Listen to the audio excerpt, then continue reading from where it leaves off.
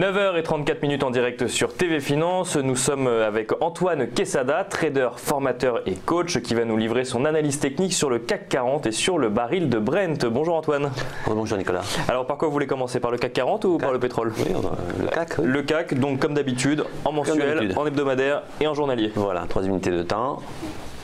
Le graphique de long terme en mensuel, hein, avec rien à changer, c'est juste l'évolution du cours. Ce qu'il faut retenir, c'est surtout la grande oblique baissière, hein, qui était une résistance qui est pour moi le support principal qui viendrait empêcher le CAC de s'écrouler. On le voit d'ailleurs, il ne touche pas tout à fait, mais on n'est vraiment pas loin. Pas loin, et d'ailleurs on a rebondi très légèrement dessus. Bon, c'est vrai que quand on regarde un graphique en mensuel, déjà l'épaisseur du trait, elle fait très vite une cinquantaine de points, hein, il faut le voir comme ça. Donc le CAC était effectivement descendu en dessous des 4900. Hein. Cette oblique, elle passe à l'heure actuelle, déjà depuis plusieurs semaines, hein, sur 4860 points. Donc vous voyez, on est descendu à 4895, on est reparti vers le haut. En fait, moi ça me conforte dans l'idée qu'il faut que cette oblique, ce support tienne. Pour le moment, il tient. Hein, même si à plus court terme on est sur une tendance qui s'amorce baissière, mais sur du très long terme, je dirais que encore une fois rien d'inquiétant tant qu'on ne casse pas cette oblique. Et dans le pire des cas, en la cassant, on a toujours l'oblique de support. Voilà. Il y en a une deuxième en dessous quand même. Un deuxième en dessous qui est là, c'est un second filet de protection. Évidemment, ce filet de protection, il est à 4600 points à l'heure actuelle. Bon, ce qui laisse quand même 400 points de baisse. Mais dans le pire des cas, je dirais, il tiendrait. Évidemment, après, on pourrait saucissonner, entre guillemets, les objectifs de baisse sur cassure de l'oblique baissière, parce que la figure chartiste et le report que l'on peut en faire va nous donner des paliers intermédiaires de Fibonacci, qui seraient à peu près la moitié, hein, ce qui est 50% de l'objectif théorique, qui à ce moment-là ramènerait sur les 4000, de mémoire, 4750. 4750. Voilà, qui serait 50% de l'objectif théorique. Alors ça c'est pour le mensuel du coup. Voilà le mensuel. J'imagine qu'on passe à l'hebdomadaire. Absolument. On va zoomer, tout simplement. Voilà, on revient sur le fameux biseau d'élargissement qui a été cassé, il y a eu un pullback, on l'a réintégré. Ce qui n'est pas si étonnant que ça en fait ici. Pourquoi? Parce que je vous l'avais dit, cette figure chartiste qui est une figure d'essoufflement de hausse, effectivement, il était très probable qu'on en sorte par le bas, mais encore une fois, on a le fameux support de plus long terme, qui fait que ça remonte un petit peu. Un petit peu, c'est pas définitif. Hein. Ça réintègre le biseau. Ça réintègre le biseau momentanément en tout cas, mais c'est ce que j'ai souvent tendance à dire. Quand on regarde les figures chartistes, bon là c'est un biseau d'élargissement, mais vous avez des épaules tête-épaule, des doubles sommets, etc.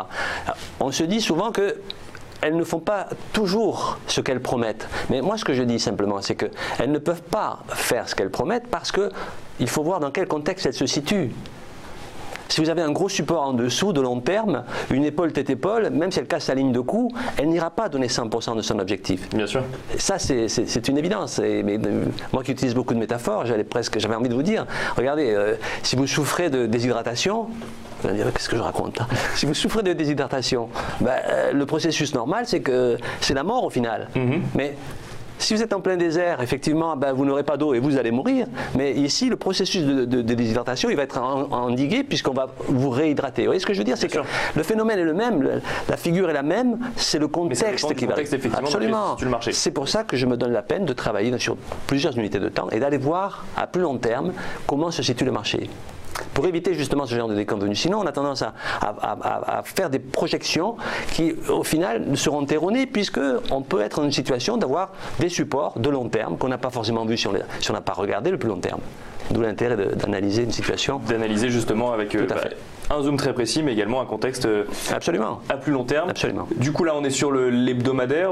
On zoome encore un petit peu. On va zoomer, on va aller sur le journalier. On va sur le journalier. Alors, vous n'étiez pas là la semaine dernière, mais j'avais parlé de cette figure ici qui est un diamant. C'est assez étonnant. En fait, ce sont deux triangles dos à dos. Hein, c'est une figure de retournement à la hausse si on l'a abordée de haut en bas. C'est-à-dire que c'est une figure de retournement, on en ressort dans le sens contraire. Et cette figure, elle donne un objectif théorique. Cet objectif théorique, c'est la largeur du sommet de la base reporté à la hausse, ce qui nous amenait sur 5141 points, qui a été dépassé en fait. 5141 points, au final, c'était également un palier de Fibonacci. Ça a été dépassé. Alors, certains confrères m'ont dit, mais cette figure-là, c'est pas simplement un diamant, c'est aussi un island reversal. En fait, c'est une... Comme tout le monde connaît, effectivement, mais et c'est pas faux.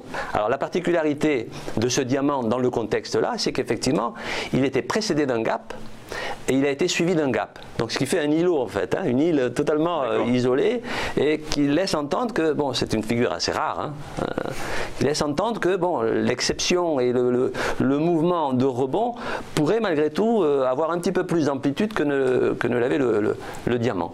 Donc ce qui pouvait laisser espérer que sur du court moyen terme, on puisse malgré tout aller au-delà du 5141, puisque déjà on l'a dépassé ces derniers jours, mais aller même jusqu'à 50% de Fibonacci, vous voyez que j'ai mesuré avec l'outil, un de mes outils préférés. Donc le rebond ici, sur du moyen long terme, pourrait nous ramener sur les 50% qui se situent aujourd'hui à 5217 points, 5220, qui correspondrait là au gros support du canal horizontal de long terme que nous avons à l'intérieur de ce canal, ce biseau d'élargissement. Donc vous voyez que tout ça s'imbrique. Évidemment, ça n'est pas une science exacte, ça manque de précision si on travaille sur du long terme.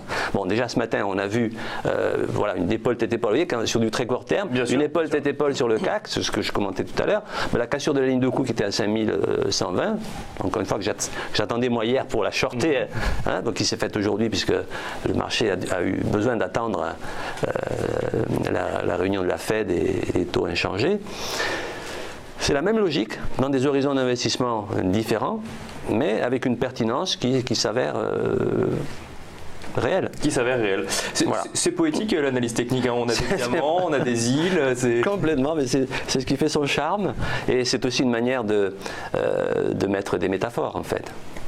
Et alors justement, quelle métaphore vous allez nous montrer ou nous trouver sur le cours du baril de Brent? On va commencer avec le mensuel du coup. Voilà, le cours du baril de Brent. Alors ces dernières semaines, voire même ces derniers mois, j'avais fixé moi-même un objectif théorique de hausse sur le Brent qui est autour des 90 $.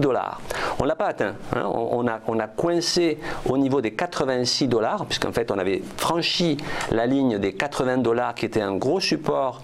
Là c'est l'hebdomadaire, on a raté le mensuel, mais bon, c'est pas bien. On est sur. Autant pour moi, c'est le mensuel, excuse-moi. Donc on n'a pas atteint les 89-90 $ qui pouvaient être un objectif théorique, parce qu'on avait une figure en double creux.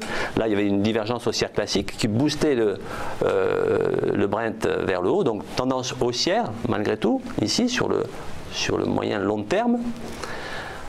On va passer à l'hebdomadaire.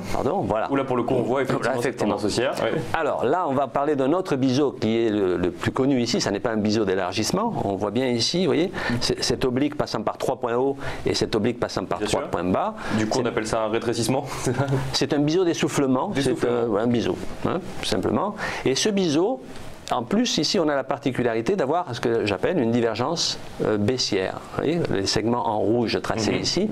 C'est-à-dire que d'un côté, vous avez une figure qui matérialisait un essoufflement de la hausse et une divergence baissière qui vous disait que très probablement on allait se retourner à la baisse. Donc tout ça converge en fait. En gros, c'est le sommet avant lequel potentiellement ça baisse. Absolument. Et donc là, on est revenu, évidemment, après la cassure de cette oblique, on est revenu sur un gros support qui correspondait à 38,2% de Fibonacci. On est revenu sur les 70, et on y est en fait, autour des 70 $, qui est un support, mais qui pourrait lâcher. Alors évidemment, moi, là, je ne fais pas une prévision, je fais une analyse de la situation. Moi, je n'anticipe pas une situation. Ça voudrait dire, ça pourrait prétendre être devin, c'est pas le cas. L'analyse technique, c'est un outil, elle vous donne des éléments d'appréciation, et lorsqu'on valide certaines choses, là, on sait qu'on a une bonne probabilité d'avoir raison.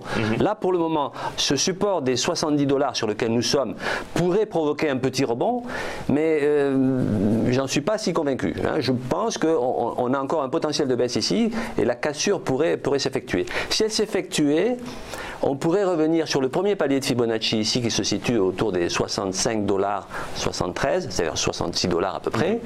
Là, on risquerait sans doute d'avoir un pullback, c'est-à-dire un retour, comme si le marché voulait réintégrer, comme si le Brent voulait réintégrer sa tendance haussière et revenir. Et là, on retrouverait les 70 $ comme grosse résistance. Alors, je voulais parler du Brent aujourd'hui parce qu'effectivement, la configuration est assez... Et puis, c'est d'actualité. Hein, et puis, c'est d'actualité, effectivement. On voit que le pétrole descend alors qu'on parle de hausse. Donc, mais pas le prix de notre pas le prix. Bon, c'est vrai qu'il y a différents facteurs qui pèsent, qui entrent en ligne de compte. Enfin, on ne s'étendra pas sur le sujet, mais effectivement, il est normal de se poser des questions. Oui. L'hebdomadaire, du coup, peut-être? Le journalier maintenant. Le journalier. On était un hebdomadaire, donc voilà, c'est la vision à la loupe. Hein.